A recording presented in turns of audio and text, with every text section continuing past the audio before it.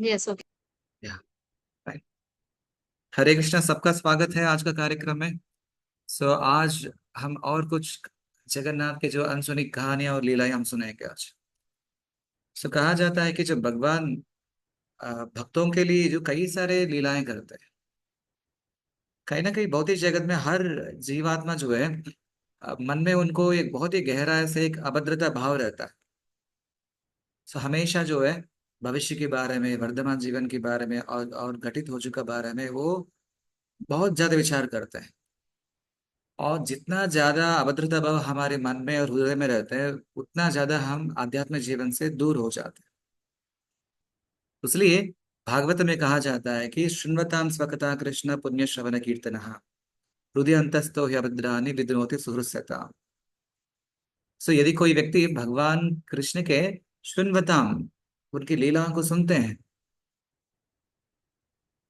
और उसमें इतना पुण्य प्राप्त होता है कि हमारी जो हृदय के अंदर, हृदय अंतस्थान या अभद्रान, जो मन के अंदर और हृदय की गहराई में जो अभद्रता भाव जो होता है वो दूर हो जाता है, नष्ट हो जाता है। तभी हम जो भगवान के प्रति जो भक्ति भाव वो जागृत होता है।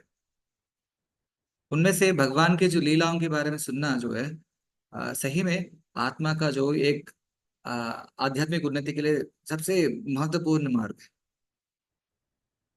अभी रथ यात्रा का समय चल रहा है, इसलिए हम जो है एक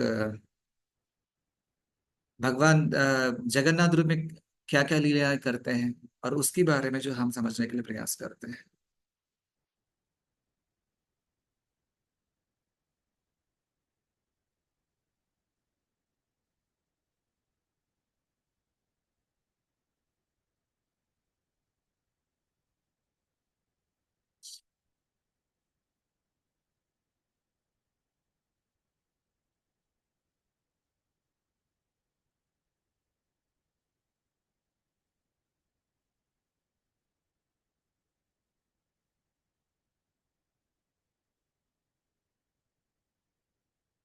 यस।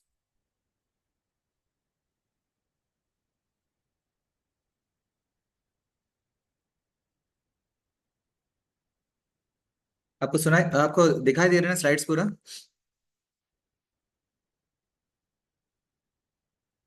यस प्रभु। कल हम महाराज इंद्रद्युम्न के बारे में चर्चा किए थे। हम आरंभ करने के पहले जो कल की जो कहानी जो है, लीला के बारे में एक क्विक रिकैप ले लेते हैं। हमने चर्चा की थी किस प्रकार जो अवंती नरेश, जो अवंती साम्राज्य के जो महाराज थे, इंद्रद्युम्न महाराज, वो बहुत अच्छे भगवान के विष्णु भक्त थे। और उनमें ने धर्म, अर्थ, अर्थ और काम, इन इन तीनों पुरुषार्थों में तो उन्होंने पूरा संपूर्ण से सफलता प्राप्त कर लिया। लेकिन मोक्ष की जो पुरुषार्थ में उन्होंने, उनको लगा कि हम और कुछ इसमें उन्नति करना। इसलिए वो ऐसे स्थान के लिए खोज कर रहे थे जहाँ पे भगवान को उपस्थिति हम इस भौतिक शरीर में अनुभव कर सकते हैं। और इसलिए उन्होंने अपने उनके राज्य में उपस्थित सारे जो साधु लोगों को बुलाते हैं, उससे निवेदन करते हैं कि आप ऐसे स्थान के बारे में बताएं जहाँ पे हम जाने से भगवान का उपस्थिति हम अनुभव कर सकते हैं। तब उन्होंने एक जो भिक्षु जो अलग अलग तीर्थ यात्रा में भ्रमण करते हैं, वो उस सभा में आते हैं। फिर उन्होंने इस नीलाचल क्षेत्र के बारे में वर्णन करते हैं। महाराज, हमने ऐसे एक स्थान में गए थे, वहां पे और साक्षात पुरुषोत्तम रूप में जो है भगवान वहाँ विराजमान है। और फिर महाराज इंद्रद्युम्न ने अपने कई सारे पार्षदों को उस स्थान की खोज के लिए भेजता है। उनमें से एक व्यक्ति होता है विद्यापति। ये राजपुरोहित की जो भाई होते हैं और ये बहुत ही बुद्धिमान व्यक्ति होता है, बहुत चतुर व्यक्ति है। फिर उन्होंने इस कार्य के लिए उनको भेजा जाता है। और राजा ये भी कहते हैं कि हम जब तक आप वापस नहीं आएंगे, हम पूर्ण रूप से उपवास दीक्षा लेंगे। तो इसलिए उन्होंने निकल पड़ता है वहां से। और कुछ हफ्तों के बाद उन्होंने जो पूर्व दिशा में जाते जाते हुए जो एकांबर वन पहुंचते हैं, जो आजकल की भुवनेश्वर है। और एकांबर वन में पहुंच के वहां पे उनको पता चलता है कि जो नीलाचल क्षेत्र जो बहुत ही नजदीक में। फिर वो आगे बढ़ते हैं। तब वहां पे घनघोर जंगल के बीच एक शबरों की जो एक आदिवासी समूह, एक छोटी सी गांव दिखाई देती है। उस गांव में जाते हैं और उस आदिवासी लोगों के प्रमुख होता है विश्वावसु। उनसे मिलना होता है। और विश्वावसु ब्राह्मणों के प्रति बहुत ही सम्मान व्यक्त करते हैं, उनको अपने घर में अतिथि सत्कार करते हैं। और उस घर में रहते समय उनको समझ में आता है कि जो नील माधव, जो भगवान जो है, जिनकी खोज में वो इतना दूर आए हैं, वो नील महादेव की रहस्य किसी न किसी प्रकार इस विश्वास से जुड़े हैं। उनको ये समझ में आता है। फिर उन विश्वास के एक पुत्री होते हैं ललिता, उनसे पूछते हैं कि आपके पिताजी, हर दिन रात को हम ऑब्जर्व करते हैं कि आप पिताजी आपका रात में घर से बाहर जाते हैं, फिर सुबह सुबह आते हैं। फिर वो अपना ललिता कहते हैं कि मुझे भी पता नहीं, क्योंकि वो ये बहुत ही रहस्य है, वो हमें किसी को पता नहीं है कि वो कहाँ जाते हैं, कैसे आते हैं। फिर उन्होंने क्या करते हैं, वो ललिता से प्रेम करते हैं, उनसे विवाह कर लेते हैं। अभी उन्होंने एक दामाद का रिश्ता स्थापित कर दिया। और अभी जो है उन्होंने बार बार उनको निवेदन करते हैं कि वो जो नील माधव, जो आप बहुत ही रहस्य रूप से, जो रहस्य तरीका से आप आराधना करते हैं, उस नील माधव का दर्शन हम करना चाहते हैं। फिर आखिरी में एक शर्त पे वो उनको विश्वास मान लेते हैं विद्यापति को लेके जाने के लिए। वो विद्यापति का आंखें में पट्टी बांध देते हैं। फिर वो जंगल के रास्ते में लेके जाते हैं। और विद्यापति क्या करता है, वो अपने जो पीछे पीछे अपने धोती से है ना, वो एक कुछ सरसों के दाने रखते हैं, वो गिराते हुए जाते हैं। फिर आखिरी में कुछ समय जाने के बाद वो नीलाचल पर्वत के ऊपर चढ़ते हैं। वहां पे वो गुफा में अ, अत्यंत सुंदर नील माधव का दर्शन करते हैं। और पहली बार जब भगवान को इतना निकट रूप में और उनकी वास्तविक रूप में दर्शन कर रहा है, और एकदम वो अभिभूत हो जाते हैं। और उन्होंने, जो विद्यापति ने कई प्रकार की स्तुति करते हैं, प्रार्थनाएं करते हैं। और उनको लगता है कि हम अब इतना तक आए हैं और भगवान का जो है सुंदर रूप दर्शन किए हैं, और फिर हम वापस इस मोह माया में नहीं जाना चाहते। और वो वो देखते देखते हुए जो भगवान की जो बगल में यहाँ पे और एक छोटे से जो नीला कलर के जो है एक कुंड है, इसका नाम है रोहिणी कुंड। उसके बगल में कल्प वृक्ष। और एक एक बूढ़ा कौवा जो है उसी तरफ आते हैं। और अचानक वो इस रोहिणी कुंड में गिर जाते हैं। और जैसे रोहिणी कुंड की जल की पवित्र जल के स्पर्श से वो आत्मा जो अपना कौवा शरीर छोड़ देते हैं और एक दिव्य विष्णुदूत रूप में परिवर्तित हो जाता है। और देखते देखते हुए वैकुंठ से विमान आते हैं और उस आत्मा को सीधा वैकुंठ लेके चले जाते हैं। तब विद्यापति को समझ में आता है कि ये जो क्षेत्र है अत्यंत पवित्र स्थान है। फिर उनको लगा कि उनके मन में और एक जो लोभ उत्पन्न होता है, यदि हर जीवात्मा को जो आखिरी जो लक्ष्य होता है, और मृत्यु और जन्म से मुक्ति पाना और वैकुंठ प्राप्ति करना, अभी वो वैकुंठ प्राप्ति करने के लिए इतना शुभ अवसर मिला है। उन्होंने सोचा है कि हम भी इसमें छलांग लगाएंगे रोहिणी कुंड में। वो छलांग लगाने वाला ही होता है, लेकिन भगवान जो नीलमाधव उनको रोक देता है। नहीं विद्यापति, आप ये नहीं कर सकते, क्योंकि मेरा भक्त इंद्रजन महाराज वहां आपके लिए प्रतीक्षा कर रहे हैं। आप अवश्य जाइए, उनको यहाँ लेके आए। तो उसके बाद विद्यापति वहां से वापस चले जाता है। और फिर वहाँ अवंती राज्य वापस चले जाता है। वहां पे राजा को कहते हैं कि राजा, हमने वो नील माधव का जो स्थान को हम खोज लिए हैं। फिर महाराज इंद्रद्युम्न भी जो है कई सारे सेनाओं के साथ वो निकल पड़ता है। कई दिन के बाद वो आखिरी में पूर्व दिशा में जो है समुद्र तट पे वहाँ नीलाचल पर्वत के ऊपर आ जाते हैं। और जैसे ही राजा उस गुफा में जब प्रवेश करते हैं, वहां नील माधव अंतर्धान हो जाते हैं। और इंद्रद्युम्न महाराज बहुत विलाप करते हैं, क्योंकि भगवान उनको दर्शन देने के लिए तिरस्कार करते हैं। उस एक समय के लिए वो क्रोधित होकर क्या करता है, वो विश्वास आदिवासी को बंदी बना देते हैं। शायद इन्होंने कहीं उनको छिपा दिया है। और इंद्रद्युम्न महाराज बहुत क्रंदन करते हैं कि अभी भगवान को हम देख नहीं पाए थे। तभी भगवान उनकी स्वप्न में आता है कि इंद्रद्युम्न, आप इस नील माधव रूप में मेरा दर्शन नहीं कर सकते हैं, मैं अभी मेरा और एक नया लीला का समय आसन हुआ है। मैं एक और भव्य और दिव्य रूप में दर्शन देने वाला हूँ। आप उस लीला में आप भी एक भागीदार है। आप यहाँ पे समुद्र तट पे चले जाइए, वहां पे मेरा एक सुंदर मंदिर का निर्माण करवाइए। और वहां पे जो 100 अश्वमेध यज्ञ का आयोजन करवाइए। उस यज्ञ के आखिर में मैं समुद्र की जो जल पे एक बहुत बड़ा वट वृक्ष रूप में मैं प्रकट होता। उससे आप मेरा मूर्ति बनवाइए, उस मूर्ति को उस मंदिर में स्थापना करवाइए।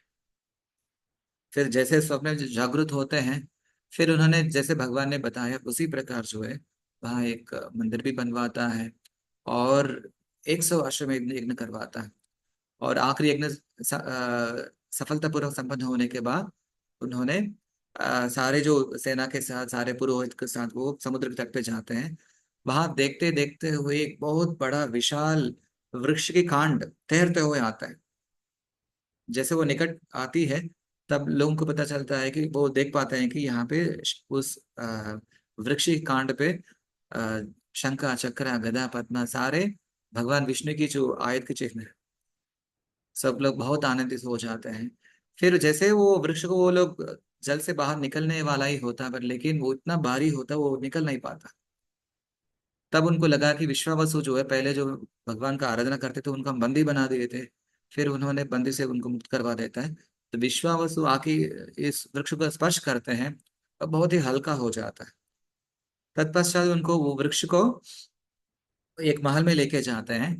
सो वो महल जो है जब भगवान का मंदिर का निर्माण चल रहा था, साथ ही साथ इंद्रद्युम्न महाराज और उनको पत्नी के लिए अलग महल का निर्माण करवाए थे। उस महल का नाम ही है गुंडीचा मंदिर। वहां पे भगवान ये लकड़ी को लेके जाते हैं। और वहां पे कई शिल्पी लोगों को बुलाते हैं, आवाहन देते हैं, निमंत्रण देते हैं। और हर शिल्पी यहाँ आते हैं, बहुत प्रयास करते हैं, लेकिन जो है उनकी कुल्हाड़ी हथौड़ी सब टूट जाता है और वे चिंतित हो जाते हैं।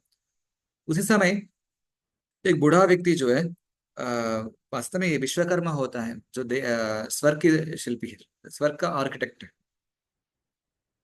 और उन्होंने एक शिल्पी रूप धारण करके वो आते हैं। वो राजा से कहते हैं कि राजा, हम हमारे सपना में जो भगवान ने आया था, उन्होंने बताया कि हमारे लिए एक विशेष कार्य सौंपा था। सो हम इस मूर्ति को बनाएंगे और बहुत कठिन नियमों के साथ बनाएंगे। हमें इस मूर्ति बनाने के लिए 21 दिन का समय जरूरत पड़ता है। और 21 दिन में हम बिल्कुल जो निर्जल उपवास रखेंगे। किसी प्रकार की जल या फल या अन्न ग्रहण नहीं करेंगे। और हमारा शर्त यह है कि आप 21 दिन तक मुझे कोई डिस्टर्ब नहीं करना। मेरे कार्य में कोई बाधा नहीं डालना चाहिए। किसी भी कारण से यदि कोई बाधा होती है, मैं हमारा काम बंद कर देते हैं। राजा भी मान लेते हैं। फिर और एक दिन होता है, एक हफ्ता हो जाता है, 15 दिन हो जाता है। फिर 15 दिन के बाद जो है वो कमरे से अंदर से जो कोई किसी प्रकार की आवाज नहीं आ रही, हथौड़ी का आवाज है किसी प्रकार की नहीं आ रहा है। और गुंडी चमन में एक प्रकार की जो है और एक एंग्जाइटी बढ़ रहा है, चिंता बढ़ रही है।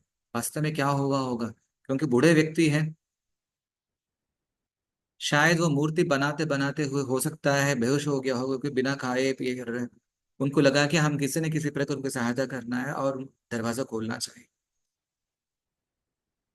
तब जाके आ, और गुंडीचा कहने से क्या होता है, वो महाराज दरवाजा खोल देता है।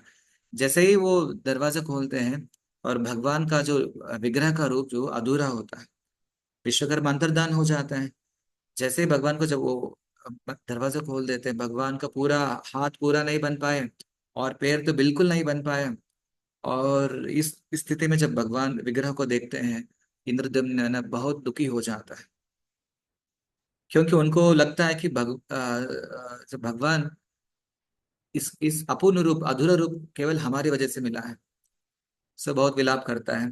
तभी जगन्नाथ जो है वो उनसे बात करते हैं। हे महाराज इंद्रद्युम्न, आप चिंता मत करो, ये आपके कारण से ऐसे रूप हमें नहीं मिला है। ये हमारा इच्छा है, क्योंकि हम इस युग में हम सारे हमारे भक्तों को हम इसी रूप में दर्शन देना चाहते हैं। और ये वास्तव में आप जो जो रूप आप देख रहे हैं, ये मेरा ही नारद मुनि को दिया वाला एक वरदान था। उस वरदान के अनुसार जो है हम इस रूप में अभी इस लीला के अनुसार हम प्रकट हुए हैं। तभी इंद्रद्युम्न के मन में ये विचार आता है कि वो वास्तव में क्या वरदान था, हम उसके बारे में हम समझने के लिए प्रयास करते हैं। सो आपने भागवतम की जो अनुसार सारे कृष्ण की लीला, वृंदावन की लीला या मथुरा लीला, द्वारका लीला तो सुने हैं, श्रवण किए हैं, पठन किए हैं। और ये जो कहानी जो है भगवान कृष्ण की जो लीला से संबंधित है। भगवान कृष्ण अपनी बाल्यावस्था में पौगंड अवस्था तक जो है वृंदावन में ही रहते थे और ब्रजवासियों के साथ कई प्रकार के मधुर मधुर लीलाएं किए थे। उसके बाद जब कंस एक आयोजन करते हैं और मल्ल युद्ध का आयोजन करते हैं, उसमें भाग लेने के लिए कृष्ण और बलराम वृंदावन से मथुरा जाने वाला होता है। तब सारे जो ब्रजवासियां और गोपियां आके उनको रोक देते हैं, क्योंकि कहीं ना कहीं लगता है उन लोगों को कि बिना कृष्णा और बलराम के जो वृंदावन तो विहीन हो जाता है। जब जिस प्रकार शरीर से आत्मा निकल जाने से शरीर एक मृत शरीर बन जाता है, उसी प्रकार जब कृष्ण और बलराम वृंदावन छोड़ के जाएंगे फिर वृंदावन को शोभा ही नहीं बचेगा। तब कृष्णा उनको सांत्वना करते हुए कहते हैं कि नहीं नहीं गोपियां हम जरूर वापस आ जाएंगे। जैसे वहां गए, काम किए, फिर वापस आए। फिर ऐसे उनको कहते हैं कि हम जल्दी वापस आने वाले हैं। फिर उसके बाद वहां जाते हैं, कंस का वध करते हैं। कंस का वध करने के बाद जो है कृष्णा मन में यही विचारता है कि हम वापस चले जाते। सी हम जब जब भी हम भगवान कृष्ण को लीला को समझते हैं, समझने के प्रयास करते हैं, ये बहुत कठिन होता है। भगवान की जो किया, जो बाह्य रूप से किया वाला लीला एक अलग प्रकार की जो अर्थ हमें दिया जाता है, लेकिन भगवान की जो आंतरिक जो जो विचार अलग होता है। जब भगवान ने कंस को मारने के बाद विश्राम घाट में आते हैं, वहां स्नान करते हैं, तभी उनके मन में ये विचार आता है, यदि हम कंस को मारने के बाद जो है हम हमें कई प्रकार के शत्रु बन गए, और इतना एक प्रकार तो जरासंध बन गया, और जरासंध के सारे कई सारे अनुयायी हैं, वो पूरा जरासंध को मदद करने वाले हैं। और किसी न किसी प्रकार यदि हम वृंदावन जाने के बाद जो ये सारे राक्षस लोग आएंगे और ज्यादा परेशानी करेंगे और हिंसा करेंगे, क्योंकि पहले क्या है, एक एक राक्षस आते थे, अगासुर बकासुर, कृष्णा उनको वध करते थे। अब इतना सारे शत्रु हो गए कि सब लोग एक बार आक्रमण करेंगे और कहीं ना कहीं वृंदावन वासी लोगों को वो हानि पहुंचाएंगे। इसलिए भले ही कृष्ण चाहता है कि अंदर से वो चाहता है कि वो वापस वृंदावन जाना है, लेकिन वृंदावन नहीं जा पाता है। और वहां वृंदावन वासी लोग सब लोग भगवान के जो आगमन के लिए प्रतीक्षा कर रहे हैं, लेकिन भगवान यहाँ पे जाना चाहते हैं लेकिन नहीं जा पा रहे हैं। और इसलिए उनको सांत्वना देने के लिए भगवान ने क्या करते हैं, अपने और एक निजी पार्षद जो है, एक उद्धव को भेजते हैं। आपने सुना होगा भागवतम किस प्रकार की उद्धव जब वृंदावन जाते वहां देखते हैं। तब तक वो बृहस्पति का शिष्य हैं, बहुत ज्ञानी व्यक्ति है, लेकिन उनको भक्ति के बारे में उतना ज्यादा ज्ञान नहीं था। जब वो वृंदावन जाते हैं, सबसे मिलते हैं, यशोदा से, नंद महाराज से, सखाओं से, सखियों से, तभी उनको समझ में आता है कि जो ब्रजवासी हैं भगवान को कितना प्रेम करते हैं। उनकी प्रेम सारे हद पार कर दिए। और उसके बाद जो और कृष्णा एक अपना एक अंतरंग संदेश उनके द्वारा भेजते हैं। वो संदेश पढ़ने के बाद जो गोपियां थोड़ा सांत्वना हो जाते हैं, उनके मन जो है थोड़ा शांति प्राप्त होते हैं। कृष्णा कहते हैं कि गोपियां आप ये मत सोचिए कि मैं मथुरा आपसे जाके आने के बाद आपसे अलग हो गया। मैं तो हर जगह विराजमान। जब भी आप मेरे बारे में सोचते हैं, मैं आपके विचारों में हूँ, आपकी स्मृति में हूँ। इसलिए आप कभी मत सोचिए कि मैं आपसे अलग हूँ। मैं हमेशा आपके निकट हूँ। फिर उद्धव आते हैं और इस क्योंकि जितना ज्यादा जो है ब्रजवासी है भगवान से विरह विरह के अनुभव करते हैं, उससे कई गुना ज्यादा भगवान कृष्ण ब्रजवासन से विरह का अनुभव करता है। बट लेकिन भगवान ने बाहर कभी नहीं दिखा था। उसके बाद मथुरा से द्वारका वापस चले जाते हैं, द्वारका निर्माण होता है, सारे जो मथुरा वासी द्वारका में शिफ्ट हो जाते हैं। वहां पे भगवान कृष्ण द्वारकाधीश बन जाते हैं। वहां पे 16,108 जो युवरानियों का विवाह होता है। और ऐश्वर्य के साथ एक बहुत एक आलिशान जीवन जीता है। यदि बाह्य रूप से हम देखा है तो हमको लगता है कृष्णा जो है जब तक वृंदावन में थे वहां पे आनंद ले लिए, सबसे अच्छा मजा लिया। अभी तो द्वारका चले गए, इनको सबको भूल गए, वो अपना आनंद में लग गए, कभी भी वापस नहीं आए। यहाँ पे तो बेचारा ब्रजवासियां जो विशेष रूप से गोपियां, उनके बारे में सोचते सोचते हुए, भले ही वो देखने के लिए जीवित हैं लेकिन मरे हैं। अंत और कृष्णा तो वहां तो बढ़िया आनंद ले रहे हैं, और 16,108 पत्नियां हैं, और सभी प्रकार की जो रॉयल फैसिलिटीज है। पर लेकिन हमें समझना चाहिए कृष्णा जो है, क्योंकि वृंदावन से ज्यादा जो है वो ब्रजवासियों से ज्यादा विलाप वो करते हैं। ब्रजमंडल में क्या होता है, कई प्रकार के सारे जो ब्रजवासी हैं साथ में रहते हैं। कम से कम अपनी बाधा को, अपनी पीड़ा को, अपने दुख को दूसरों के साथ वो शेयर कर सकते हैं, बांट सकता है। दुख बांटने बांटने से क्या है, कम हो जाता है। बट लेकिन भगवान कृष्णा द्वारका में अकेला है। वो अपनी बाधा को, अपनी पीड़ा को, अपनी मानसिक क्षोभ को वो किसको बांट सकता है? किसी को नहीं। वास्तव में भगवान स्वयं ही जो है वो उसका अनुभव करते हैं। इसलिए जब द्वारका में क्या होता है, कई दिन जो है रात में एक विचित्र घटना घटती है। भगवान कृष्ण ने क्या है, आधी रात में जग जाता है, और आंख बंद करते हुए यशोदा मैया को स्मरण कर लेते हैं, नंद महाराज को स्मरण कर लेते हैं, अपने सारे सखाओं को, गोपियों को, विशेष रूप से राधा जी का स्मरण करता है। जैसे ही रानियां जब ये भगवान के एक विचित्र व्यवहार को सुनते हैं, कई बार बार बार अनुभव करते हैं, उनके मन में ये प्रश्न आता है कि ये सारे ब्रजवासी कौन है? और भगवान, हमें लगता है कि भगवान हमारी सेवा में संतुष्ट नहीं है, वो किसी दूसरों को स्मरण कर रहा है। वो जानना चाहते थे कि वास्तव में ये सारे लोग कौन है, उनके साथ भगवान का संबंध क्या है। क्योंकि ये सारे जो पत्नियां हैं भगवान के, वो वृंदावन के बारे में नहीं जानते, और कृष्णा के फ्लैशबैक के बारे में नहीं जानते। इसलिए वो जानने के लिए बहुत इच्छुक थे। वो सारे रानी एक जगह में एकत्र हुए हैं, और उन्होंने आपस में बात कर ली कि ऐसे ऐसे हर दिन जो भगवान को हम देखते हैं कि रात में किसी का दूसरा को नाम ले रहे हैं। हम जानना चाहते हैं कि वास्तव में वो व्यक्ति कौन है, वो लोग कौन है, वास्तव में वृंदावन में क्या हुआ। ये सारे जो पत्नी या कृष्ण की पत्नी एक जगह मिल जाते हैं।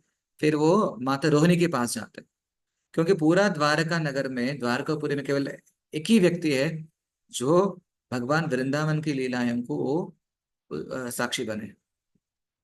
इसलिए सारे जो कृष्ण की पत्नियां और माता रोहिणी के पास जाते हैं, और उनसे विनम्र निवेदन करते हैं कि अ, माता आप ऐसे स्थिति, क्योंकि हर दिन हम कई बार जो है हमारे जो स्वामी जो वो किसी दूसरे का नाम ले रहे हैं। हम जानना चाहते हैं कि वास्तव में वृंदावन क्या है, वहां पे किस प्रकार लीला हुआ है, क्यों भगवान इतना कई वर्षों के बावजूद भी उनको याद करते हैं। उसके बाद ही अः माता रोहिणी भगवान कृष्ण की लीलाओं को वर्णन करना आरंभ करते हैं।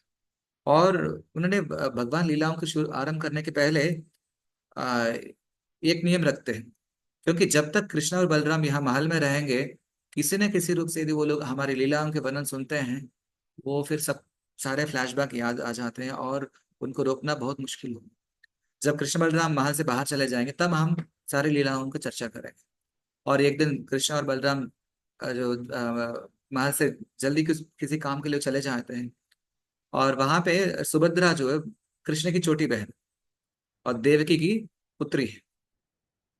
जो देवकी और वसुदेव द्वारका जाने के बाद सुभद्रा का जन्म होता है, और सुभद्रा को वो गेट कीपर बना देते हैं। उनको कहते हैं कि आप सुभद्रा, आप दरवाजे पे रहो, देखते रहो, जैसे कृष्ण और बलराम यहाँ पे पहुंचेंगे, हमें संकेत देना है। हम तुरंत ही वो सारे लीलाओं का वर्णन रुक देंगे।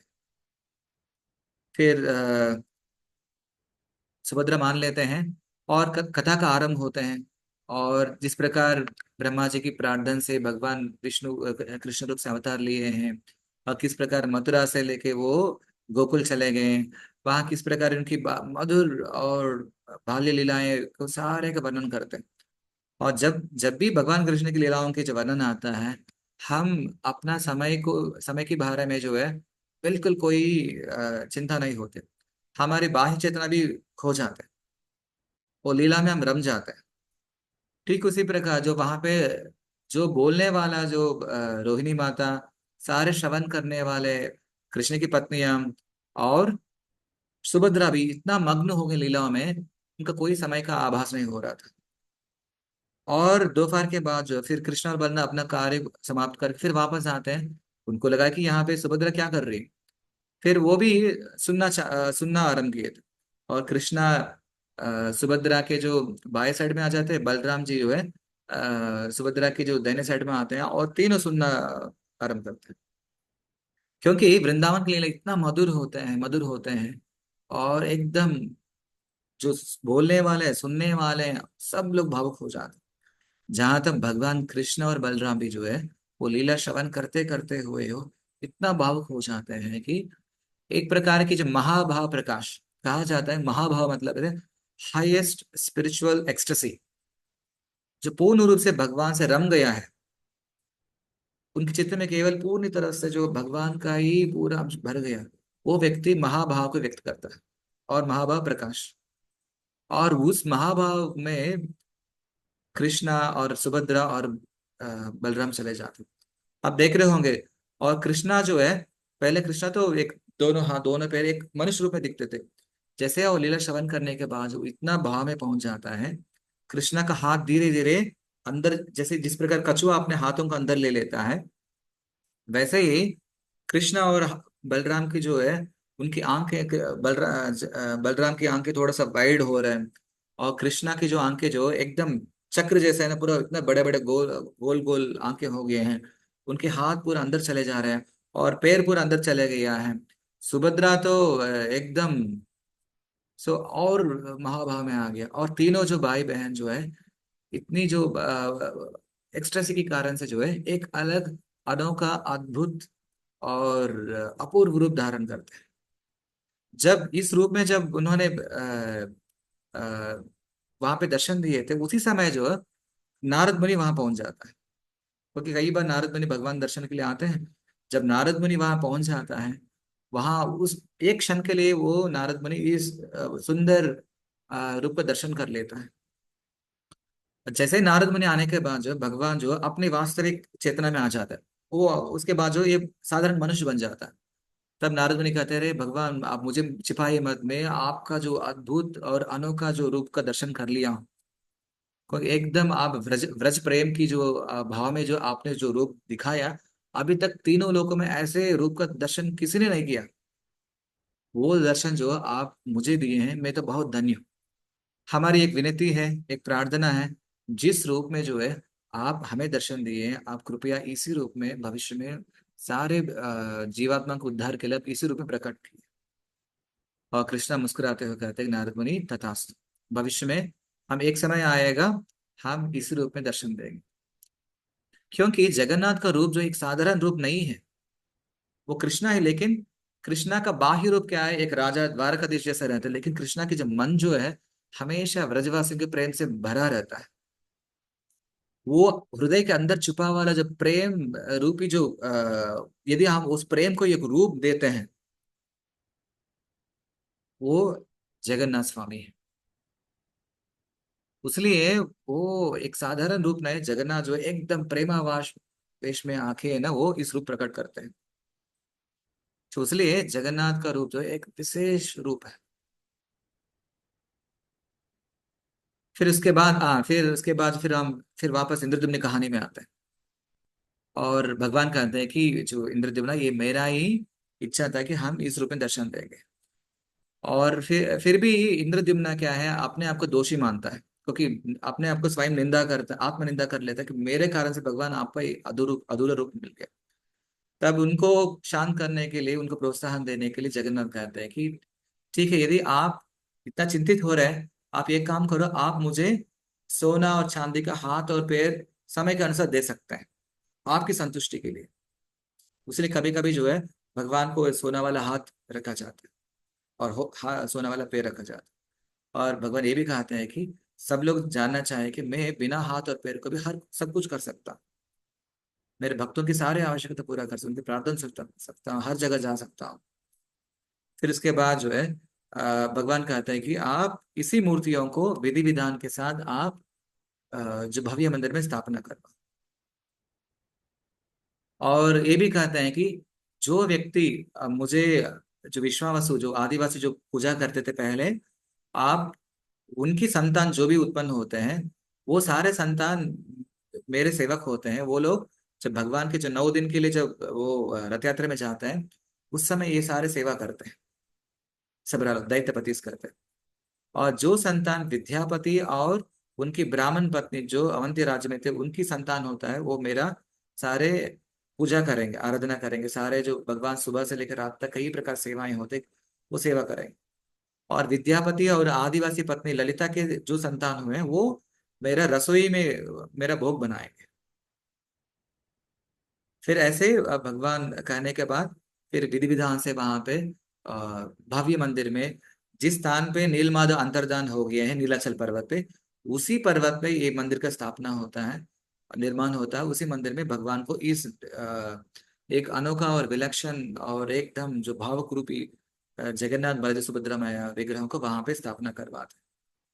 और भगवान ये भी कहता है कि जो ये मेरा, क्योंकि आज मेरा जन्मदिन भी, क्योंकि जिस दिन पे उन्होंने अवतरण किया था वो ज्येष्ठ पूर्णिमा, और उसे देव पूर्णिमा ही कहा जाता है। उस दिन पे वो कहते हैं कि मुझे कई प्रकार के जो पवित्र जलों से मुझे स्नान करवाना है। और आ, उसके बाद सारे विधि विधान के साथ भगवान का स्थापना हो जाता है। और जगन्नाथ भी इंद्रद्युम्न महाराज और गुंडीचा महारानी की सेवा से बहुत संतुष्ट होते हैं। उनको कहते हैं कि आप किसी न किसी आपके कोई भी वरदान आप मुझसे मांग सकते हैं। तब इंद्रद्युम्न फिर भी वो बहुत दुखी हो जाता है कि नहीं भगवान, केवल हमारे वजह से जो है आपको इस अधूरा रूप मिला है। लेकिन हम फिर भी है ना, मैं अपने आप को दोषी मानता।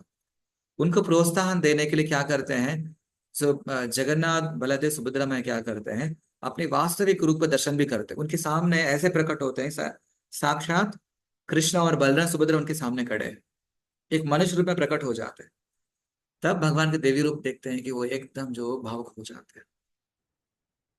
उसके बाद भगवान ने कहते हैं कि आपने मेरा बहुत अच्छे सेवा की, इसलिए आप कुछ तो कुछ वरदान मांगो।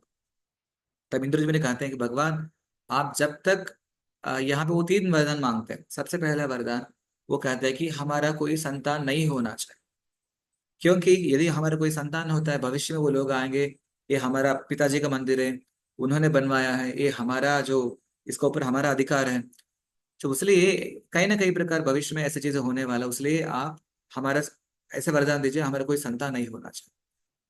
फिर दूसरा वरदान वो इंद्रद्युम्न ने कहते हैं कि आप जब तक रहेंगे नीलाचल धाम में रहेंगे, आप हमेशा भोग ग्रहण करना, आपके हाथ में हमेशा गिला रहना चाहिए, मतलब किसी न किसी दाल चावल सब्जी किसी न किसी व्यंजन के साथ में मिल रहना चाहिए। इसलिए उस वरदान के अनुसार जो भगवान को 56 बार भोग लगता रहता है, सुबह से लेकर रात तक, 12 बजे से 1 बजे तक भोग लगता ही रहता है। और उसके बाद तीसरा होता है कि आप भगवा आप ज्यादा से ज्यादा समय जो है आप भक्त लोगों को दर्शन देना है, उनको आशीर्वाद देना है। आपने देखा होगा यहाँ पे जगन्नाथ को कभी पल के नहीं होता है। वास्तव में जगन्नाथ सोते नहीं है, क्योंकि जिनके पल के नहीं होते वो कैसे सो सकता है। और बिना वो ब्लिंकिंग का हमेशा भक्त लोगों को देखता है। और यदि रात को यदि उनको शयन के लिए शयन सेवा किया जाता है, तब मंदिर का जो गर्भगृह बंद करते हैं, तब क्या होता है, स्वर्ग से सारे इंद्र चंद्र वरुण ब्रह्मा जो रुद्र सब लोग आते हैं वहां पे उनकी आराधना करते हैं। उनका आराधना समय जो होता है 2 से जो है 4 बजे तक उनका आराधना है, और 4 बजे से लेकर फिर भगवान की जो कई प्रकार सेवाएं शुरू हो जाती है। इस प्रकार से जगन्नाथ सोते नहीं है। और उसके बाद जगन्नाथ कहते हैं कि गुंडीचा, आप भी बहुत तपस्या की है, बहुत साथ दिए थे, मैं चाहता हूँ कि आप भी कुछ वरदान मुझसे मांग लें। तब गुंडीचा कहते हैं, क्या कहूँ भगवान, हमारा कोई संतान ही नहीं हो पाएगा अभी, और यदि हमारा संतान नहीं होते हैं फिर हमारा श्राद्ध कर्म कौन करते हैं। तब भगवान ने कहता है कि हम आपका मृत्यु के बाद जो है, वैसे तो आपको तो मुक्ति मिलना ही है, लेकिन आपका श्राद्ध कर्म हम करेंगे।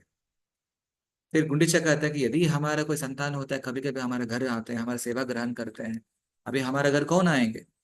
तब भगवान कहते हैं कि जो साल में 9 दिन जो है गुंडीचा, हम आपके बच्चे बन के आएंगे, आपके घर में रहेंगे, आपके सारे जो है सेवाएं करें, आपके सारे सेवा हम ग्रहण करेंगे। इसलिए भगवान गुंडीचा को मौसी का स्थान दिया है। इसलिए आपने अक्सर आप सुनने में आते हैं ना, अरे जगन्नाथ मौसी घर जाते हैं, मौसी घर जाते हैं। वास्तव में कृष्णा का मौसी कोई नहीं है, लेकिन गुंडीचा को वो स्थान दिया है भगवान। उसके अनुसार ही वो 9 दिन के लिए चलते हैं। इस प्रकार जगन्नाथ वहां पे सबको आशीर्वाद देते हैं और ये महाभाव प्रकाश में वहां प्रकट होता है। फिर भगवान कहने के अनुसार जो है वहां पे कई जो पवित्र जल लेके आते हैं, उसमें कई और भगवान को उसमें कई सारे सुगंधित द्रव्य मिलाया जाता है, चंदन है, विशेष कपूर है, कई प्रकार की जड़ी बूटी मिलाया जाता है भगवान को। इनमें से उनको स्नान किया जाता है। हमने कल चर्चा की थी किस प्रकार जगन्नाथ जी का जो स्नान यात्रा होने के बाद वो बुखार हो जाता है, किस कारण से होता है। जो माधव दास कहानी के पूरे में पूरा हम समझाए थे। आशा करता हूँ कि सब आपको याद है। और वो बुखार अवस्था के बाद फिर वो अपने अनवसर पीरियड चालू होता है। अनवसर समय के अनुसार भगवान किसी को दर्शन नहीं देते हैं। वो लक्ष्मी के साथ जो एकांत स्थान में वो स्पेंड करना चाहते हैं। और जैसे वो स्नान यात्रा के बाद जो उनका एक हाथी वेश भी धारण किया जाता है, ये और एक कहानी भी है, हम कभी और एक बार चर्चा करेंगे। उसके बाद जो है तीनों भाई को इतना बुखार चढ़ जाता है कि वो कुछ नहीं कर पाते, सब लोग लेट जाते हैं अपने अपने अलग अलग बेड में। और उनको भोजन भी जो है यहाँ देख सकते हैं पूरा जो जड़ी बूटियां और न खाड़ा, दलिया, खिचड़ी वाला प्रसाद भोगी खिलाया जाता है। और 15 दिन के बाद जो है वो बिल्कुल स्वस्थ हो जाते हैं। तब एक दिन जो है सुभद्रा और जगन्नाथ बात करते हैं कि जो भैया हम तो 15 दिन तो हम अंदर ही रह गए, हम किसी को ना देखा है, कोई हमें देखा है। हम चाह रहे हैं कि थोड़ा बहुत बाहर घूम के आना है। फिर जगन्नाथ कहते हैं कि चलो हम बलदेव से पूछ लेते हैं, हम तीनों मिलकर हम बाहर चलते हैं। बलदेव भी खुशी से मान लेते हैं। फिर उसके बाद जो जगन्नाथ जो है, क्योंकि मंदिर से बाहर जाने के लिए वो महालक्ष्मी से परमिशन पूछना जरूरी है, उनसे अनुमति लेना आवश्यक है। तब जगन्नाथ उनसे रिक्वेस्ट करता है, महालक्ष्मी आप मुझे 2 दिन जाने के लिए थोड़ा अनुमति दीजिए। ये सारे भगवान की दिव्य लीलाएं हैं। So being a pet husband है ना, हम ये नहीं सोच रहे भगवान ऐसे कैसे कर सकता है, अपने पत्नी के साथ ऐसे व्यवहार कैसे कर सकता है। ये भगवान के ही एक मधुर लीला है। सो लक्ष्मी कहते हैं कि आपको केवल 2 दिन में वापस आना है, हम आपके लिए प्रतीक्षा करेंगे। और लक्ष्मी अनुमति देने के बाद तीनों भव्य रथ का निर्माण हो जाता है और तीनों भाई जो है जगन्नाथ, सुभद्रा और बलदेव तीनों रथ में बैठ जाते हैं। उनके सेवक लोग कीर्तन के साथ, ढोलक, हारमोनियम सबके साथ जो है और उनको लेके जाते हैं रथ यात्रा रूप में। और कुछ समय के बाद संध्या समय तक जो है वो लोग गुंडीचा अपने मौसी घर पहुंच जाते हैं, जो गुंडीचा महल आप देख सकते हैं यहाँ। उसके बाद जो है जैसे ही वो गुंडीचा मंदिर आते हैं, वहां ऐसे एक इतना अच्छे वातावरण होता है, वो अपना श्री मंदिर को भूल जाता है, अपना लक्ष्मी को भूल जाता है। कहा जाता है कि ये जो श्री मंदिर जहाँ जगन्नाथ रहते थे, वो मंदिर जो द्वारका का प्रतीक है, जहाँ पे ऐश्वर्य भाव रहता है। और यहाँ पे जो है गुंडीचा मंदिर, ये वृंदावन की प्रतीक है, जहाँ पे माधुरी भाव प्रोमिनेंट होता है। इसलिए जैसे भगवान जब वृंदावन वातावरण में आते हैं, और वैसे रहता भी वैसे है, आप गुंडीचा जाएंगे कई प्रकार के पेड़ पौधे हैं, घास है, एक प्राकृतिक वातावरण रहता है। और सेवक लोग भी कम रहे, जहाँ पे श्री मंदिर में तो भगवान के इतना ऐश्वर्य होते हैं, हजारों सेवक होते हैं और पंडा लोग रहते हैं, उनकी कई प्रकार की सेवा करते हैं। जब जगन्नाथ गुंडीचा मंदिर आता है, एकदम जो है बिल्कुल भूल जाता है कि वो वापस जाना भी, वो लक्ष्मी के बारे में भूल जाता है। और लक्ष्मी क्या कर रहे हैं वहां पे, भगवान के लिए प्रतीक्षा कर रहे हैं। 2 दिन हो गया, भगवान नहीं आए, 3 दिन आगे हो नहीं आया, और 4 दिन नहीं आए। फिर अभी चौथा दिन होने वाला है, भगवान अभी तक नहीं आए हैं। फिर लक्ष्मी जी क्या करते हैं, अपने सेवक को बुलाता है। अब देखो मैं तो हर दिन प्रतीक्षा में, भगवान तो आ ही नहीं रहे, हो सकता है भगवान को कोई याद दिलाना है करके कल एक काम करना, जाके एक रथ बनाओ, हम जाएंगे भगवान के पास, उनको लेके आएंगे। फिर लक्ष्मी क्या करते हैं, आ, अपने सेवकों के साथ जो रथ में जाते हैं। और कुछ समय के बाद लक्ष्मी वहां पहुंच जाता है, और वहां पे 3 रथ भी खड़ी हैं और जगन्नाथ के सेवक भी खड़ी हैं। सब खड़ा वहां पे, और लक्ष्मी जो अपना सेवक को भेज, जाओ भगवान को बोलो मैं लक्ष्मी यहाँ पे आया हूँ उनसे मिलने के लिए। फिर वो सेवक जगन्नाथ के पास आते हैं, कहते हैं कि जगन्नाथ जी आप आपसे मिलने के लिए लक्ष्मी आए हैं। जैसे ही लक्ष्मी के नाम सुनते हैं, तब जगन्नाथ को याद आते हैं, अरे हमने लगभग 4 4 दिन हो गए हैं, अभी तो हम उनको वचन दिए थे हम वापस आएंगे 2 दिन में। अभी तो आप लक्ष्मी शायद बहुत क्रोधित होंगे, यदि हम इस अवस्था में वहां जाएंगे ना, तो वो तो हमें खींच के लेके जाएगा। हम नहीं चाहते हैं कि अब यहाँ से हम नहीं हम 1 2 3 दिन हम यहीं रुकना चाहते हैं। फिर वो सेवक का कहते हैं कि जाओ सेवक, अब उनको बताओ है ना, अब भगवान जो अभी मिलने के लिए तैयार नहीं है, वो अभी उनसे मिल नहीं सकता है। फिर पंडा लोग उनके सेवक लोग आते हैं, कहते हैं कि लक्ष्मी जी आप भगवान से नहीं मिल सकते। लक्ष्मी और क्रोधित हो जाते हैं और अंदर जाने के लिए प्रयास करते हैं।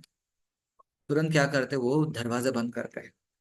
जैसे लक्ष्मी प्रवेश करने के समय जब दरवाजा बंद कर देते हैं, और लक्ष्मी और क्रोधित हो जाते हैं। उनको लगता है कि ये लोग जैसे वृंदावन आए, जैसे मौसी कर रहे हैं, हम तो उनकी जो सास घर तो भूल गए। ये तो फिर वो कहते हुए हम देखते कम से कम जो आप तो 3 दिन के बाद तो मुझे मेरे पास आने वाला ही है। वो विचार करते हुए लक्ष्मी जी वापस चलते हैं। जब वापस जाने के समय पे वो अपने सेवक लोगों को बोलते हैं, सो एक प्रकार से मुझे अपमान किया भगवान ने, इसके लिए आप क्या करना है, ये नंदीघोष रथ खड़ा यहाँ पे खड़ा है, वो जगन्नाथ उसमें विराजमान होता है, वो रथ को तोड़ दो। ये फिर लक्ष्मी जी के सेवक लोग क्या करते हैं, रथ की एक बाह को तोड़ देते हैं। तोड़ने के समय जो दोनों को सेवकों के बीच, जगन्नाथ की जो सेवक हैं और लक्ष्मी से दोनों के बीच जो झगड़ा होता, पिटाई होता।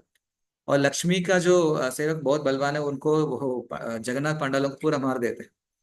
उसके बाद लक्ष्मी वापस चले जाते हैं। और लक्ष्मी जाने के जब लक्ष्मी जी आते हैं भगवान को देखने के लिए, वो 5वीं दिन तो वो पंचमी था।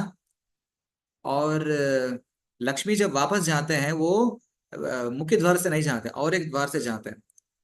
क्योंकि हीरा का जो अर्थ होता है उड़िया में जो है वो देखना, लक्ष्मी भगवान को देखने के लिए जाते हैं इस दिन के लिए, इसलिए आज का नाम जो है हीरा पंच, वो आज का तिथि है। फिर लक्ष्मी दूसरा जो द्वार से चले जाते हैं, वहां पे भगवान की प्रतीक्षा कर रहे हैं। यहाँ पे 3 दिन समाप्त हो जाते हैं। 3 दिन पूरा होने के बाद जो रथ रथ का जो डायरेक्शन दिशा बदल देते हैं, और जगन्नाथ जी अपने मौसी से जो गुंडीचा से अनुमति ले लेता है, फिर वापस अपने श्री मंदिर वापस चलता है। और फिर वैसे ही भव्य रूप से उनको कीर्तन के साथ जो उनको वापस लेकर जाते हैं। और जब यहाँ पे मंदिर आते हैं, और फिर समाचार भेजा जाता है कि वहाँ की जो लोकल राजा भी उनको रिसीव करने के लिए आ जाते हैं। और लक्ष्मी को समाचार आते हैं भगवान आ गए। जैसे भगवान आ गए, लक्ष्मी बहुत प्रसन्न हो जाते हैं। फिर वो स्वयं जाते हैं, मंदिर के बाहर जाते हैं और जगन्नाथ का जो आरती उतारते हैं। ये प्रथा चलता है, जब भी पति जो बाहर से आते हैं उनको आरती उतारा जाता है। फिर उसके बाद जो है आ, बलदेव को बलराम को अंदर बुला लेता है, और सुभद्रा को भी अंदर आने के लिए अनुमति दे देता है। लेकिन जगन्नाथ जैसे ही वो अंदर प्रवेश करने वाला ही होता है, वहां पट बंद कर दरवाजा बंद कर देते हैं। क्योंकि सबको याद है ना, जिस प्रकार लक्ष्मी जब गुंडीचा मंदिर में प्रवेश कर रहे होते हैं उस समय वहां पे दरवाजा बंद होता है। वो एपिसोड यहाँ पे लक्ष्मी रिपीट करवाता है। अभी जगन्नाथ बहुत चिंतित हो जाता है, और ऐसे कैसे करे, लक्ष्मी तो अभी चीजों को भूला नहीं। हम किसी न किसी प्रकार उनको शांत करवाना करके, और Jagannath started bribing Lakshmi by giving very sweet and soft rasgullas. वो रसगुल्ला मंगवाते हैं, ये बहुत ही स्पेशल रसगुल्ला है। फिर वो लक्ष्मी से प्रार्थना भी करते हैं, लक्ष्मी जी मुझे क्षमा करिए, क्योंकि मैं तो भूल गया था, क्योंकि जैसे वहां गए तो सब भूल गया था। अब मैं अगला बार जो आपका भी ऐसे नहीं करूंगा। लेकिन जगन्नाथ जो है फिर वापस अगला साल यही वापस करता है। फिर लक्ष्मी जो है फिर वो जब भगवान ऐसे कर रहे हैं तो उनको भी अच्छा लगा कि हाँ भगवान तो बदल गए। फिर जगन्नाथ लक्ष्मी को रसगुल्ला खिलाता है। फिर यहाँ जो रथ यात्रा कहानी यहाँ समाप्त होते।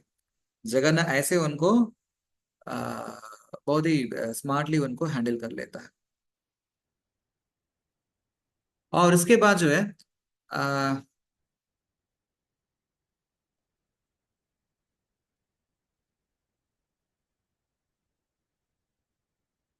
या इस प्रकार की जो भगवान की जो वो प्राकट्य लीला, क्योंकि भले ही हमको लगता है कि यदि हम पहली बार जब जो जगन्नाथ का जो विग्रह का जो दर्शन करते हैं, वास्तव में उनको नहीं लगता ये सही में भगवान कृष्ण है। क्योंकि भगवान कृष्ण का जो अवतार देखने में बहुत सुंदर होता है, जो पीत वस्त्र धारण करते हैं और मुरली रहते हैं, और मोर पंख रहता है, सुंदर छवि है, और कौस्तुभ मणि रहते हैं, वैजयंती माला रहते हैं, और त्रिभंग में त्रिगम मुरारी है, और इतना सारे भजन से कीर्तन से केवल भगवान की जो भव्य और दिव्य शरीर का वर्णन, रूप का वर्णन करने के लिए। उनके चेहरा कैसे होते हैं, उनके आंखें कैसे होते हैं, उनकी जो अधर कैसे होते हैं। और क्योंकि भगवान के हर अंग अंग जो है, अंगान ये सकलेंद्रिय वृत्ति मध्य, हर अंग जो है अ, आध्यात्म है। और हर अंग दूसरे अंग का काम कर सकता है। इसलिए बाह्य रूप से यदि हम जगन्नाथ को देखते हैं, एक ही स्थान पर स्थिर रहते हैं और उसी स्थान में रह के हर चीज करते हैं, बट लेकिन हमें समझना चाहिए कि भगवान जो है एक लीला के अनुसार इस रूप में प्रकट किए। एक प्रकार से भगवान जो है अपने आप को भक्तों की निर्भरता में उन्हें छोड़ दिया है। जिस प्रकार भगवान कृष्ण जब अवतार लिए थे, वो बाल्यावस्था में कई प्रकार की लीला किए। और यशोदा उनको खिलाते थे, उनको नहलाते थे, उनको सुलाते थे।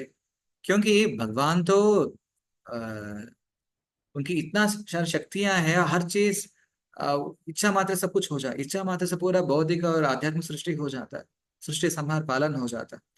ऐसे भगवान भी भक्तवत्सल के कारण से क्या है, अपने शुद्ध भक्तों के प्रति इतना भाव रखता है कि वो अपना स्वातंत्र तक हो जाता है। कृष्णा कहते हैं अहम भक्त पराधीनः। सो मैं भक्तों की, अपने आप को भक्तों की आधीन में सौंप देता हूँ। वो जैसे मेरे भक्त बोलेंगे वैसे हम बदल जाएंगे, वैसे व्यवहार करें। सो ये भगवान का ये एक एक अनोखा आ, उनका एक एक उधार वाला स्वभाव है, कृपा लक्षण है। सी दुनिया में कई लोग जो उदार लोग होते हैं और फिलांथ्रोपिस्ट होते हैं, बहुत ही उदार स्वभाव रखते हैं, लेकिन भगवान जैसे कृपालु कोई नहीं हो सकता।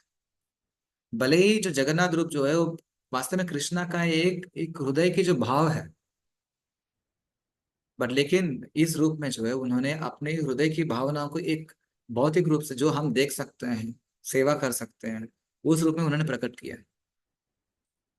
और ऐसे महान महान भक्त लोग हैं जहाँ पे भगवान के जो गुणगान गाते हैं, उनमें से सबसे एक महान भक्त होते हैं जयदेव गोस्वामी, जिन्होंने गीता गोविंदम को रचना किए थे। और गीता गोविंदम कहा जाता है भगवान जगन्नाथ के लिए अत्यंत प्रिय है। गीता गोविंदम में कई सारे जो भजन है, उन्होंने भगवान कृष्ण और राधा जी के बीच में, कृष्ण और गोपियों के बीच में कई सारी लीलाओं के विस्तार रूप से वर्णन करता है।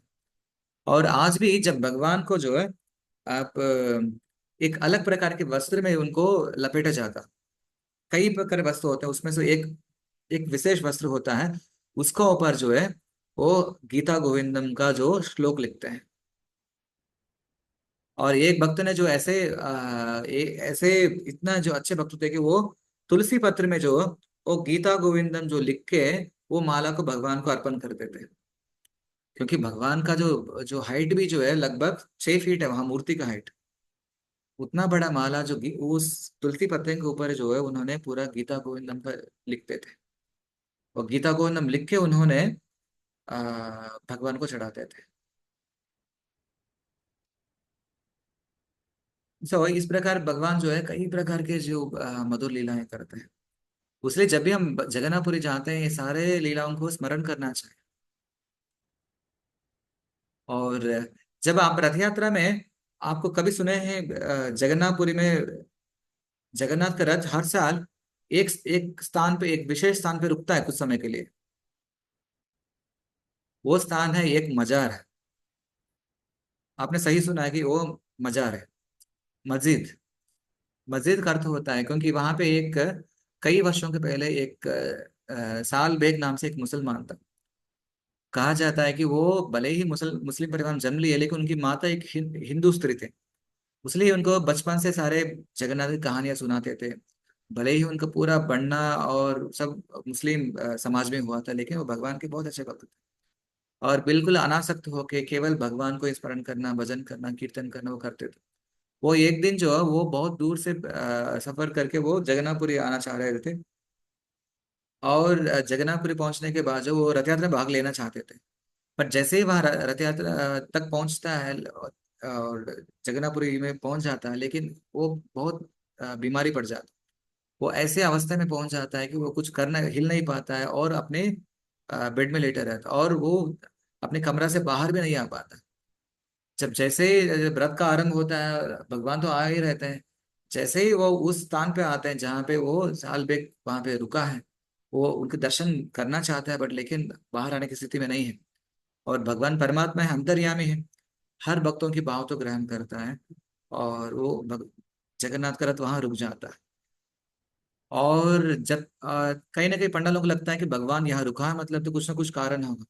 फिर जो है फिर वो हर जगह ढूंढते हैं, वो उस कमरा में, जो धर्मशाला कमरा में, वहां पे एक जो मुस्लिम भक्त है, साल बेग वहां रहते, उनको लेके आते हैं, जगन्नाथ दर्शन करवाता है। वो उनका दर्शन देने के बाद ही जो है रथ आगे बढ़ता है।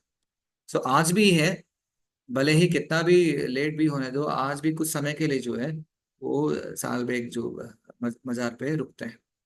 कहा जाता है कि वहां पे, मतलब अभी भी वो एक अपना सूक्ष्म रूप में आके भगवान का दर्शन करके फिर आगे बढ़ता है। सो हमने कल तो हम पूरे जगन्नाथ मंदिर के बारे में हम पूरा चार द्वारों के बारे में, अंदर कई मंदिरों के बारे में हम पूरा और जगन्नाथपुरी में मंदिर में हम कल एक चीज भूल गए थे, वो एकादशी मंदिर, एकादशी माता का मंदिर, वो मंदिर के प्रांगण से थोड़ा बाहर रहता है। कहा जाता है इसलिए उनके मंदिर के प्रांगण में बाहर रखे, क्योंकि हमारे वैष्णव लोगों के लिए एकादशी सबसे महत्वपूर्ण है। पर लेकिन जगन्नाथपुरी क्या है, वहाँ लक्ष्मी का कंट्रोल में आता है। क्योंकि वहाँ पहले वरदान भी था कि यहाँ पे जो भी भक्त लोग आते हैं उनको भरपूर प्रसाद मिलना चाहिए, कभी भी वो प्रसाद से वंचित नहीं रहना चाहिए, और जो भी यहाँ आते हैं वो भगवान का महाप्रसाद ग्रहण करना ही है। तो इसलिए वो लोग एकादशी, क्योंकि एकादशी का वहां पे उतना ज्यादा अधिकार नहीं है, इसका अर्थ ये होता है कि वहां पे जो भी जाते हैं एकादशी का अन्न ग्रहण करने के बावजूद भी उनको पाप नहीं लगता। एक समय क्या हुआ कि वल्लभाचार्य जो है, जो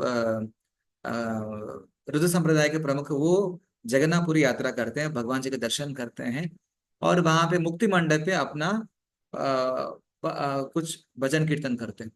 तब पंडा लोग क्या करते हैं, उनको अपमान करने के लिए, वो उस दिन एकादशी था, ठीक है, उस दिन एकादशी था, वो जानबूझ के वो भगवान के महाप्रसाद जो लेके आके उनको दे देते हैं। अभी उनके हाथ में वो भगवान का प्रसाद का थाली रख दिए, अभी उनके हाथ में प्रसादम की थाली है, उनको तिरस्कार भी नहीं कर सकते हैं, क्योंकि वो फिर प्रसादम के प्रति अपमान होगा, उसे ग्रहण भी नहीं कर सकता है। पंडा लोग लगता है कि हम इनको अच्छे से फंसाएं, अब देखते हैं ये अपना, क्योंकि वैष्णव धर्म पालन करने वाले जो है हमेशा एकादशी का पालन करते हैं, उनके लिए अन्न वर्जित है, अनाज वर्जित है। और अभी वल्लभाचार्य ने सोचा है कि ये तो बहुत बड़ी दुविधा है, क्योंकि हम हाथ में प्रसाद हम रख दिए, अभी क्या करेंगे, अभी एकादशी ग्रहण नहीं कर सकते।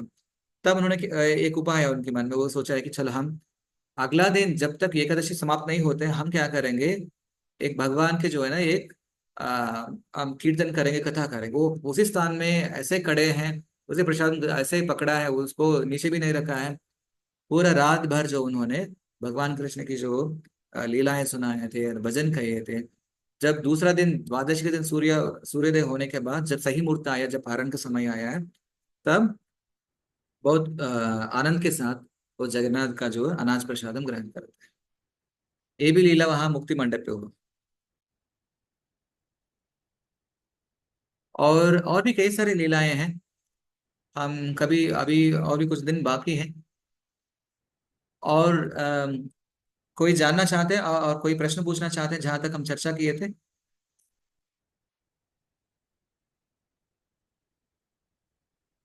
कोई आपको कोई डाउट्स है?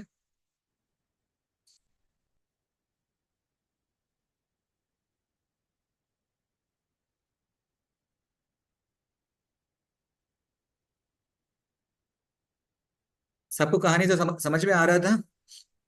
कहानी तो बहुत इंटरेस्टिंग है प्रभु, हरे कृष्ण। हम्म। सो और भी इंटरेस्टिंग रोमांचक कहानियां हैं। हम देखते हैं अगला एपिसोड में, जो अगला सेशन में हम चर्चा करने के लिए प्रयास करेंगे। सो जगन्नाथ का प्रणाम मंत्र भी वो आप प्रैक्टिस कर सकते हैं। जैसे हमने बताया था, नीलाचल निवास आया, नित्याय परमात्मा ने, बलभद्र सुभद्रा जगन्नाथ आए। जब भी आप जगन्नाथ को दर्शन करते हैं, आप ये प्रणाम मंत्र उनको कह सकते हैं, ताकि तीनों मूर्तियों को एक ही बार हम प्रणाम करें। और कल का तो आप तो याद हो, आशा करते हैं कि थोड़ा बहुत तो याद है, कुछ समय के बाद सब भूल जाएंगे। अब अगला रथ यात्रा के लिए आपको ऐसा लगे कि हम पहली बार सुन रहे हैं, नहीं तो कभी कभी थोड़ा थोड़ा सुना है, ऐसे आपको लगेगा। सो आप, हम इसलिए लीला स्मरण कर रहे हैं कि जो भी हम जगन्नाथपुरी नहीं जा पाते हैं और वहां पे रथ यात्रा अटेंड नहीं कर पाते हैं, कम से कम हम घर में बैठे बैठे अपना अपना स्थान पे रहते हुए हम मानसिक रूप से क्या है, हम वहां तक पहुंच सकते हैं। जैसे मान लीजिए आपके सामने मैं जो है जगन्नाथपुरी का जो चित्र दिखा रहा हूँ, नेचुरली आपका मन जो है आप जगन्नाथपुरी में चले जाता है। जैसे मान लीजिए आपको यहाँ पे मैं कई दूसरा पिक्चर दिखा रहा हूँ, नेचुरली आपको उस लीला में आप रम जाएं कुछ समय के लिए, कम से कम जो है आप मानसिक रूप से आप उस लीला का आस्वादन करेंगे। सो यही जो है कृष्णा कहते हैं जन्म कर्म से मेरे दिव्य, मेरे लीलाएं भी बहुत ही दिव्य हैं और भव्य हैं। और ऐसे अनोखी लीला हम सुन श्रवण करने से हमारा आत्मा भी जो है और प्रसन्न हो जाते हैं और आध्यात्मिक चेतना और वृद्धि होता है। सो ये है आज का कहानी। सो हम यदि कोई डाउट्स यदि आपको लगता है कि हो सकता है जो कहानी में कुछ डाउट्स भी हो सकता है, ये तो यदि आप बाद में आप मुझे पर्सनली भी शेयर कर सकते हैं। ठीक है। आप सबको धन्यवाद। आप बहुत कीमती समय लेके आप। प्रभु जी। यस। हरे कृष्णा प्रभु जी। प्रभु जी मैंने जगन्नाथ जी की ड्राइंग बनाई है। अच्छा, बहुत बढ़िया। सर बहुत अच्छा।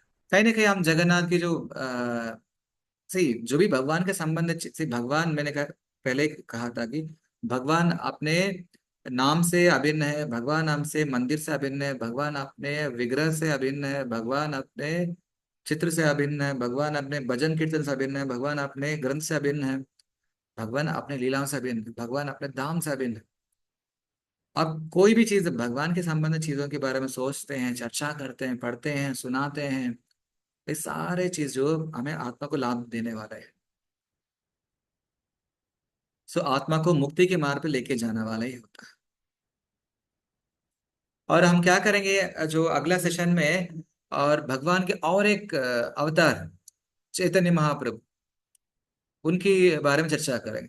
जैसे भगवान राम को हम कहते हैं मर्यादा पुरुषोत्तम, राइट।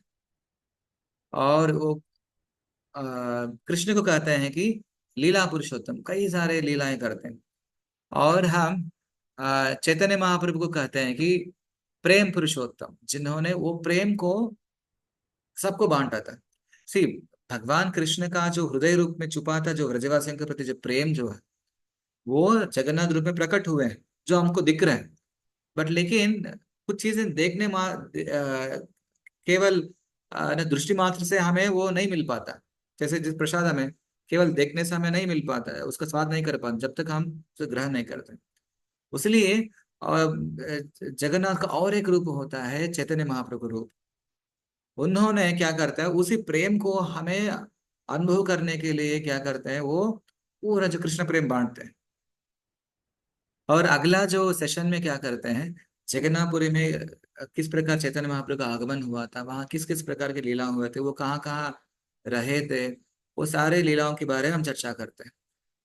किस प्रकार उन्होंने प्रतापरुद्र महाराज का जो उद्धार किए थे, सार्वभौम भट्टाचार्य का, हरिदास ठाकुर का, गदाधर पंडित, कई सारे निजी पार्षद हैं। सो उन्होंने, हम तो गुंडीचा महाजन के बारे में ऑलरेडी चर्चा किए थे पहले सेशन में। सो हम अगला सेशन में जो अब तक जो चर्चा नहीं की उसके बारे में हम जानने के लिए प्रयास करें। सो अगले सेशन के लिए प्रतीक्षा करिए, हम आपको अपडेट करेंगे जो व्हाट्सएप के द्वारा। तब तक हरे कृष्ण, जय जगन्नाथ। श्री जगन्नाथ बलदेव सुभद्रा माया सुदर्शन की जय। जय। श्री हरे निताय कृष्णा गौरंग प्रभु। की जय, जगत गुरु श्री हरे कृष्णा प्रभु। हरे कृष्णा प्रभु हरे जी। कृष्णा प्रभु जी। हरे कृष्ण। हरे कृष्णा प्रभु जी। हरे कृष्ण। हरे कृष्णा बहुत प्रभु जी। अच्छा